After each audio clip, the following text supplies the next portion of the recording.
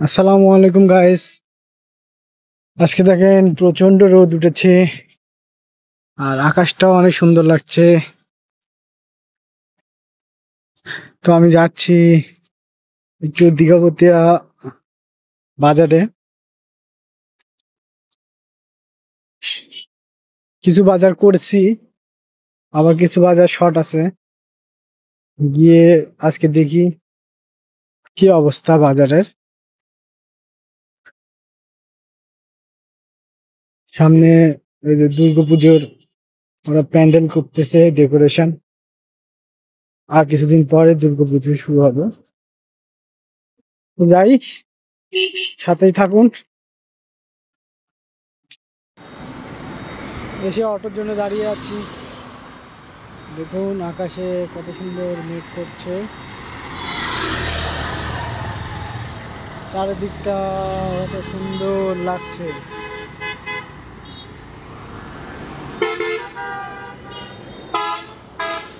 আমি যাব এইদিকে।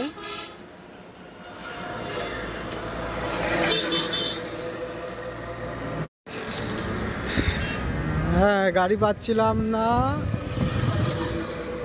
অনেকক্ষণ পর তাও গাড়ি পেয়েছি। আমাদের সাথে নতুন একজন চলে এসেছে, ভবিষ্যতের কন্টেন্ট ক্রিয়েটার। এই যে আমাদের আবু বকর সাহেব। আবু বকর সাহেব,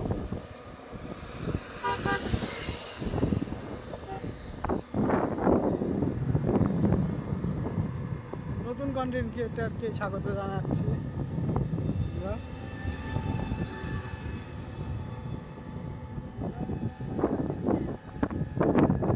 উনি কিন্তু প্রফেশনাল মাছ ধরতে পারে। আর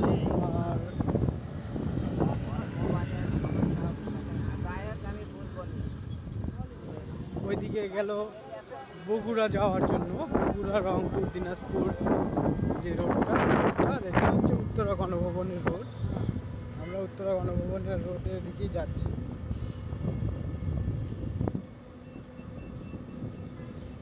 যেটা বলতে চাচ্ছিলাম, আবু বকর সাহেব উনি কিন্তু পাঁচা বা কোচ দিয়ে অনেক সুন্দর মাছ ধরতে পারেন। তিনি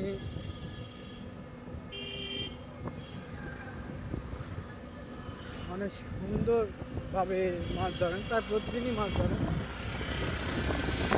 অনেক দূরে দূরে গিয়ে মাছ ধরতে পারেন, বড়শি দিয়ে মাছ ধরতে পারেন। একজন প্রফেশনাল বলতে বলা যায়।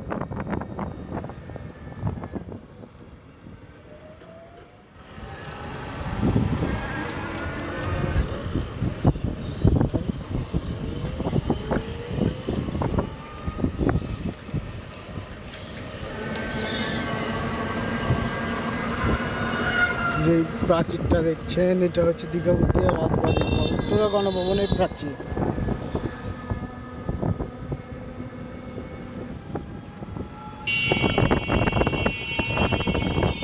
প্রাচীরটা কত উঁচু এবং কত হচ্ছে, অনেক আগকার তৈরি করা, এখনো ঠিক একই রকম ভাবেই আছে।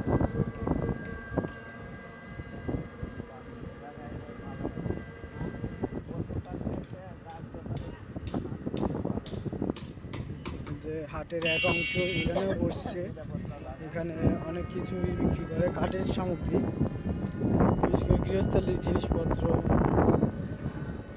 অবশেষে আমরা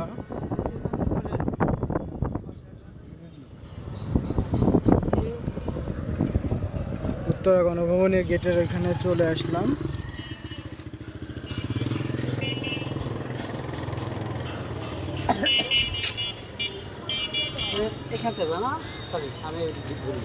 তো আবু বকর সাহেবও আমাদের সাথে নামলো।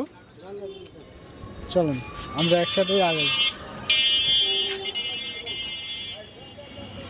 এই যে সেই উত্তরা গণভবনের, বিখ্যাত উত্তরা গণভবনের মেন ফটক। আর এদিক দিয়ে আমার যাওয়া আসা করা লাগে।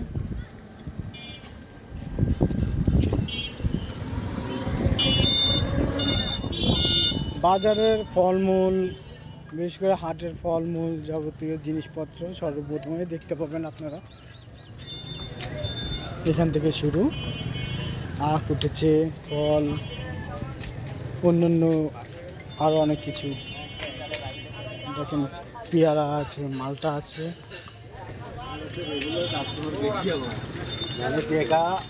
যে এখানে শুকনো কিছু খাবার। হ্যাঁ, এই যে আমাদের হুজুর সাহেব। কেমন আছেন আপনি?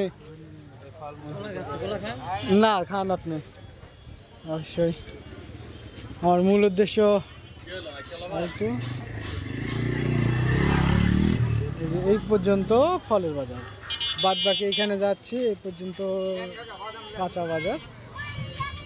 ঠিক আছে, তো পরবর্তী ভিডিও পেতে আমার সাথেই থাকুন, সাপোর্ট দিবেন অবশ্যই ইনশাল্লাহ। সবাইকে এখানেই রাখছি। আসসালামু আলাইকুম।